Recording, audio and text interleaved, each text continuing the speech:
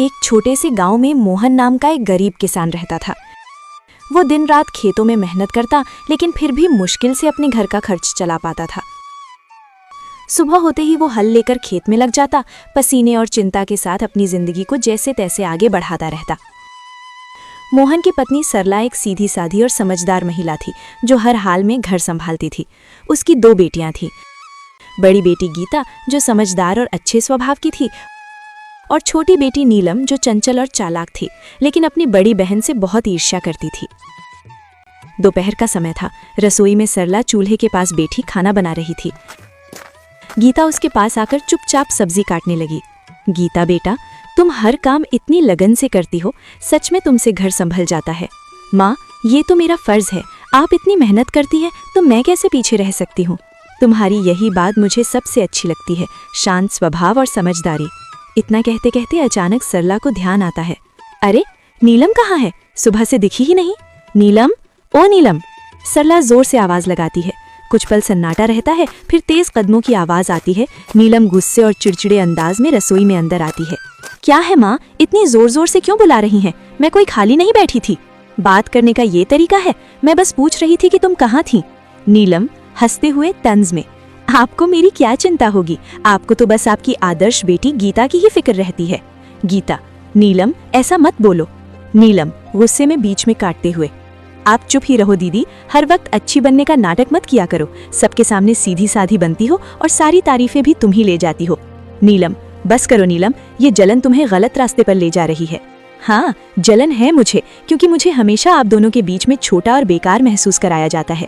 आप दोनों को तो बस एक दूसरे की अच्छाई ही दिखती है। दोपहर की तेज धूप खेतों पर चमक रही थी। मोहन अपने खेत में हल चला रहा था। उसके कपड़े पसीने से भीग चुके थे, लेकिन वो बिना रुके काम करता जा रहा था। चारों तरफ सन्नाटा था, बस बैलों की धीमी चाल और हल्की मिट्टी चीरने की आवाज सुनाई दे रही थी। थोड़ी देर बाद मोहन रुका, अपने माथे का पसीना पोंछा और आसमान की ओर देखने लगा। हे भगवान, इस बार तो दया कर देना। हर साल की तरह इस बार भी अगर फसल खराब हो गई ना, तो घर चलाना मुश्किल हो जाएगा। बच्चों की जिम्मेदारी है, घर का खर्च है। कब तक यूं ही जैसे तैसे चलता रहेगा? वो गहरी सांस लेकर फिर आसमान की ओर देखता है। बस भगवान, इस बार कोई मुसीबत मत आने देना। बारिश समय पर हो जाए, फसल अच्छी हो जाए, ताकि मेरे बच्चों को थोड़ा अच्छा जीवन दे सकूं। इतना कहकर वो फिर से काम करने लगता है।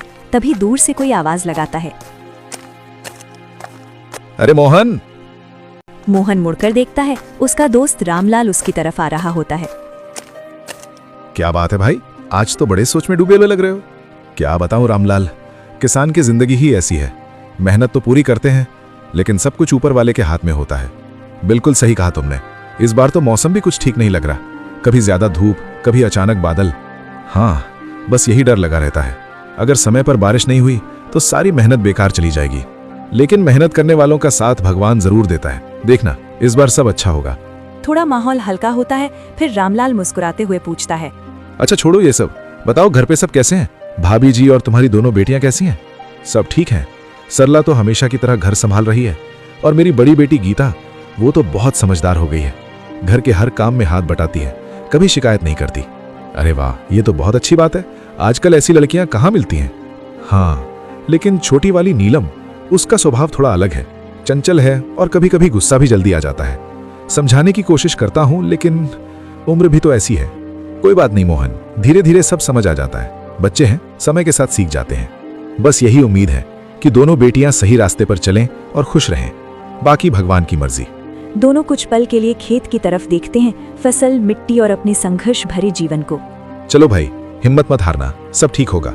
हाँ, उम्मीद तो उसी से है।